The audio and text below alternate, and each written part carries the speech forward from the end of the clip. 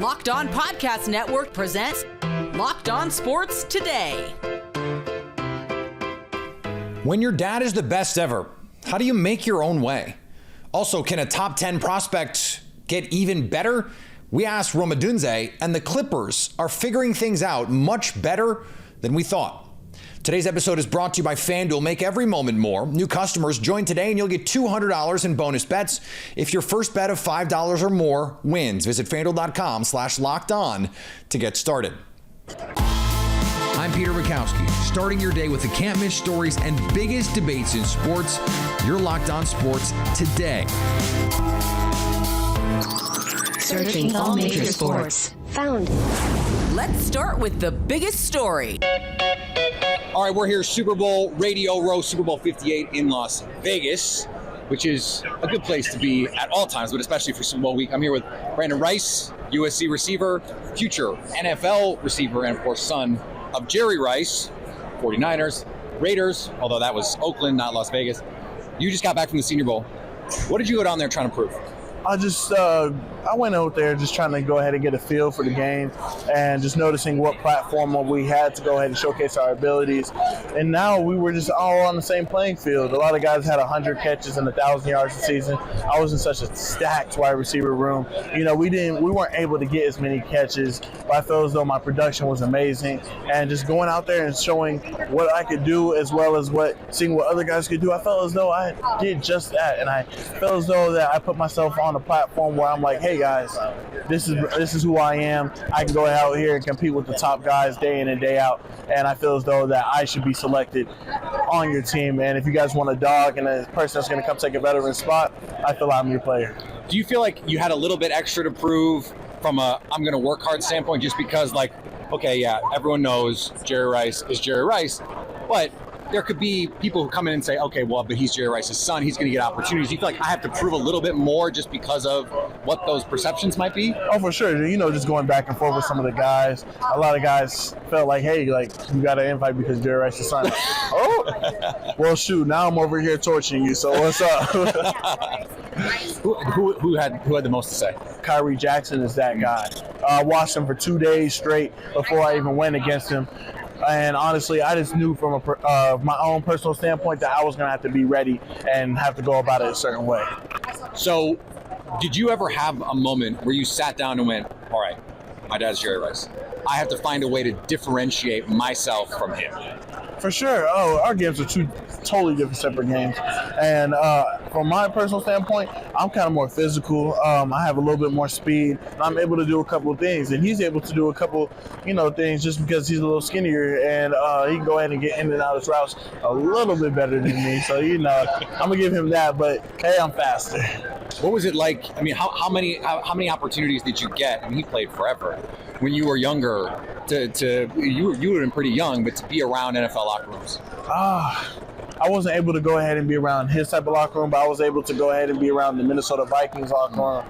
My mom got remarried to a person named Ray Edwards, so I was able to go ahead and just like being in that environment, see Adrian Peterson and Jared Allen and all those type of guys, and it was kind of crazy, man. It set you up for where you are right now. Exactly. I heard some talk to some people that were in Mobile, and they said, the thing about Brandon Rice is he's bigger than I thought in terms of like you were better put together than they looked on tape. You in the weight room a little bit, or do you think that just in person it's a different vibe? Oh, a lot of guys may think I'm a little bit skinnier, or a lot of guys think I'm too big. Honestly, I feel as though I'm cut a little bit different. I take care of my dietary needs very differently than a lot of guys, and it's a big point because honestly, what you do off the field is what you're going to do on the field, and it all correlates together. When you see a lot of these receivers that are around in the NFL have success early on, what do you think? Like, hey, I can come in and help a team do this right away. I can lead by example. I'm going to be a worker.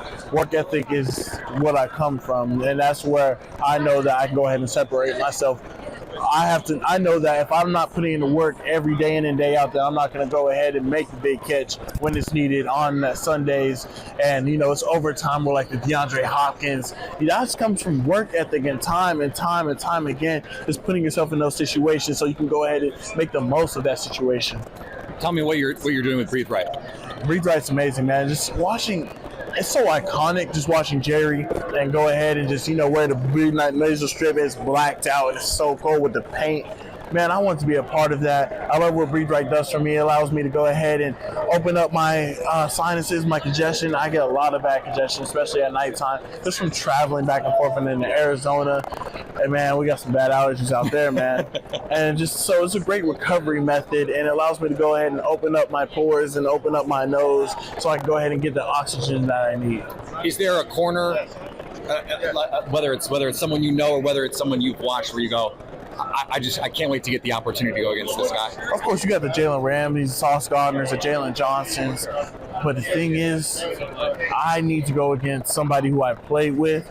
Well, a couple of guys. You got Keely Ringo and you got Christian Gonzalez. And I can't wait to go ahead and just be able to match up against those guys again. It's something where your relationship with your quarterback, this is something that we hear about, chemistry and those kinds of things. What are those conversations like when I see this out there? Like, walk me through a conversation that maybe that happened where you're like, hey, I'm playing him this way. I'm going to run this way, and let's connect. For sure. Some corners will go ahead and, hey, bro, Caleb, he's playing a little bit top heavy. He's playing over the top. He's scared of getting beat deep. Let's go ahead and hit him with a back shoulder. Double move. Bang, bang. The safety's kind of biting a little bit. Let's go ahead and run a dig and up. Stuff like that. He's bailing too easily, man. We can go ahead and hit him on a stop route. You got to go ahead and be able to evaluate these DBs and get back to your quarterback, because that's what makes the game so amazing. You get to go ahead and change things on the go. Get an in-depth look at understanding football by subscribing to Locked On Sports Today and Locked On NFL Scouting on your favorite podcast app and on YouTube. Thanks for making Locked On Sports Today your first listen. Coming up, how does a projected top 10 pick get even better? We ask one. Before we get to that, the Celtics are making trades.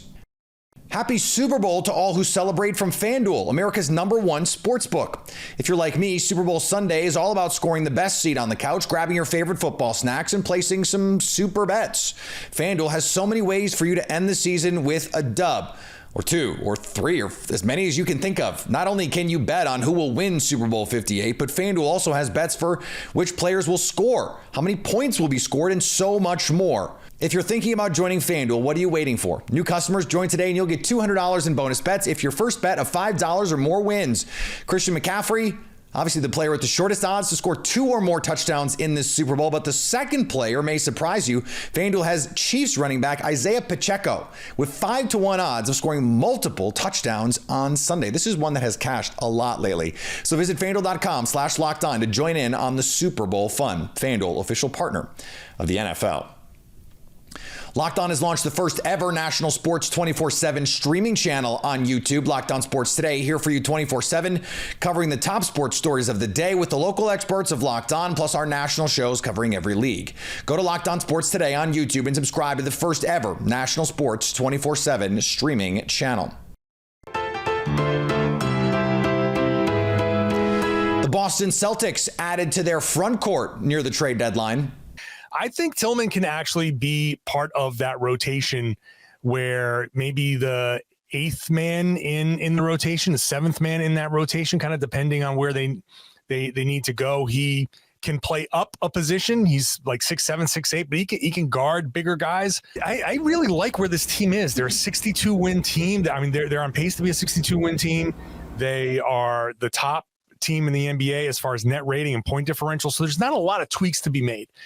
Could they go find some more shooting? Sure. More shooting off the bench is always helpful. So, I mean, is there room to go get like an Alec Burks or something like that? Who, I mean, not the biggest name, not the sexiest name, but anybody that can go and actually hit a couple of shots that won't be disruptive to the chemistry is a possibility.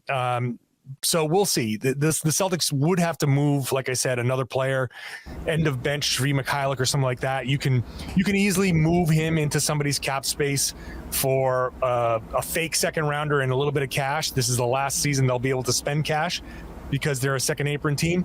But there are ways to get around it. But for now, if this is all that Brad Stevens does, this is great. The Pistons, yes, the Detroit Pistons traded for Simone Fontecchio.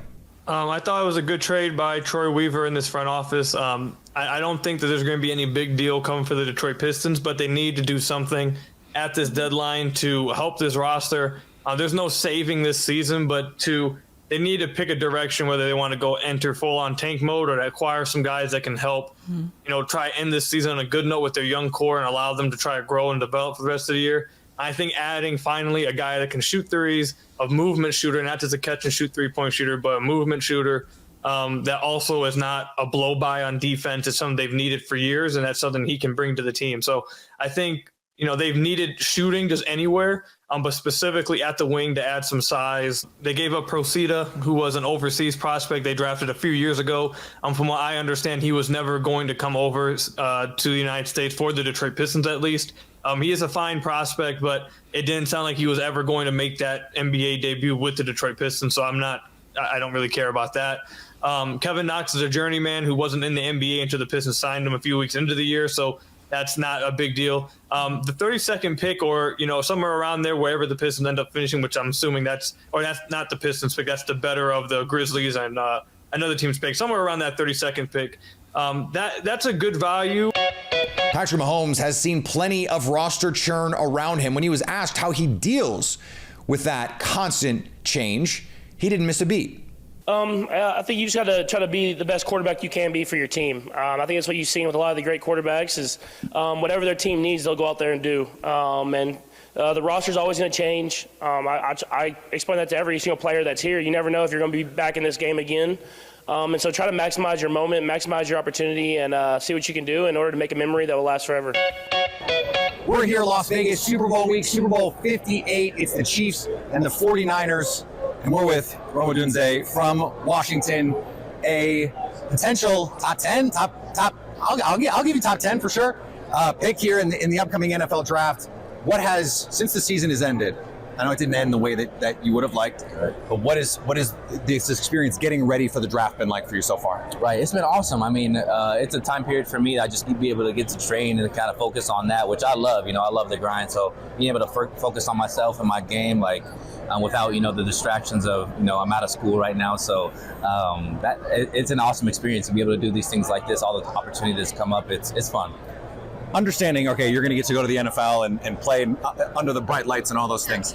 College atmospheres, they're a little different though, and you got to play in some really cool college football playoff, but also just like in the Pac-12, there's a ton of great atmospheres. Is there a place where you're like, man, I'm never going to get to play at Autzen again, or like a place like that, or even at Washington, you're going to miss that? Yeah, definitely. I think I'll definitely miss specifically playing at UW, the greatest setting. They just installed the lights, and we had I remember the Cal game when I scored my touchdown and the lights are flicking on back and forth. It's just an awesome atmosphere, and we hadn't lost in that stadium for 2 years, so it was a lot of fun being back there, and I can't wait for the moment that it kind of settles into man, I really will never be able to play in that stadium again, right? Yeah. So it's exciting. I'm excited to go back as a fan and be able to enjoy the experience. Is there something where you're like, okay, the NFL, I know this is what I'm good at, but this is what I want to tweak and improve at before we get to the next level?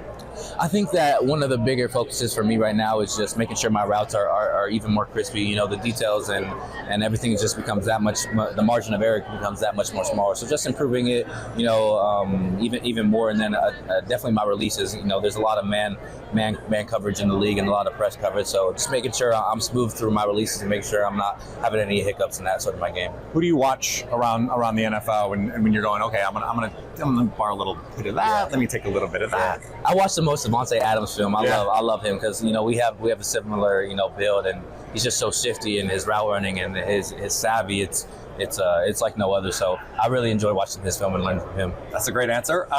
So the opportunity that you have here, you have your time in college, but now for a franchise, you get to redefine yourself in the NFL. When people say this is how Odunze plays, what do you want them to say? If I had a number one word, I would say tough. I like watching a football player who gets dirty, in the passing game, in the blocking game, just someone who goes out there and you could tell that they love playing football. They understand it. It's it's a physical game, and to be able to have that attribute and people describe me as that, I think that would be awesome. When you're watching a corner on tape, okay, it's going to be me and this guy all day. What are you looking for as you try and find ways to attack him? Are you most focused on your release, or what is the thing that you're most focused in on? I think one of the biggest thing is releases for sure. Just looking at his tendencies in press, which hands he likes to shoot, which way he likes to open up, at what depth he likes to open up his hips, all different factors, and considering what I want to try and attack him when I play him, and especially his eyes. Looking at where his eyes are. Is his eyes in the backfield a lot of the time? Can we hit him on a double move? Is he looking at me the whole time? Can I, deceive him in some sort of way? So a bunch of different things, but a lot of press, looking at their press technique. You're awesome with the ball in the air, tracking the ball, finding it, body control, those kinds of things. Was that something you always just sort of naturally had, or is that something you were able to rep? Like, what do you attribute having that ability to? Yeah, I think I always, had a natural ability to do it, but it was something that, was like kind of hidden in my game for a long time that I had to kind of, awaken. And then that was awakened through a lot of the reps and practice and building that connection with Mike and, doing some box out drills with the basketball team and some different things that, kind of just allowed my mind and everything to kind of connect in that way that allowed me to go out there and make those plays. So when it started happening, early on in the season, and just kept kind of rolling and the kind of snowball effect allowed me to, have that great comfortability with it. So when you go in at the combine, that'll be your first opportunity to meet with teams. Do you expect to work out? Are you going to do the things there, or when is the first chance they're going to get to see you do stuff on the field? Yeah, at the combine I'll be doing everything. That's my plan. I'm not looking to skip out on anything. I want everybody to I want to showcase my talents. I think I have a unique skill set, and I think I'll test well as well. So I'm excited to be able to go out there and compete and show everything that I got, and then I'll let the cards lay where it may with that, and then figure out what I want to do pro day. Are you the kind of guy who, let's say Marvin Harrison Jr. goes, Malik Neighbor goes, like, are you going to remember that those guys went ahead of you? Are you that type of player who's going to be like, because it's not like you're going to be naming 15 receivers who go ahead of you, but like, are you going to file that away? Like, okay. Oh, definitely. I think I'm the best receiver in the draft, so to see anybody go before me will definitely be a disappointment. But they're great receivers, and I wish them a bunch of tremendous success. But yeah, it's extra motivation, 100%. Stay up to date on the biggest NFL draft prospects by subscribing to Locked On Sports Today and Locked On NFL Draft on your favorite podcast app and on YouTube. Coming up, the Clippers are getting scary. The Clippers traded for James Harden, and everything seemed to be sinking in LA. They went on a long losing streak and just seemed to be overall bad. But things have changed in a huge way. Locked On NBA host David Ramil and Matt Moore look at just how much the Clippers have improved. I'm really high on them. It seems like an eon ago since they had that 6-game losing streak after they traded for James Harden. And of course, there was the whole panning of his system and how is he going to fit there. And I remember having this conversation here, and I thought, eventually they would straighten out. I didn't think that they would be this good. And I have to say that they have been surprisingly excellent, and yet they are legitimate. I see them, and I saw them live against the Heat just a couple of nights ago, and they look dominant. And talking to Clippers folks, there's a sense there that they are a legitimate candidate as is. And I know that there's some talk about them perhaps engage in a potential trade over the next couple of days before the trade deadline. But as far as their core is concerned, what Kawhi, what PG, what Harden and Westbrook have brought to the table, and their ability to mesh so effectively at this point in the season, I'm starting to buy into it. It's just a kind of waiting for the other shoe to drop because this team has dealt with injury in the past. But you brought up a good point about that this team is very different than those past Clippers teams that they would have punted on a game like tonight. It's a back-to-back game, and Kawhi Leonard and Paul George are playing in 2024. Yeah. That is remarkable. And not just playing, but dominating. Just about everyone has to take the L on this, except, of course, the Clippers, who get to celebrate it.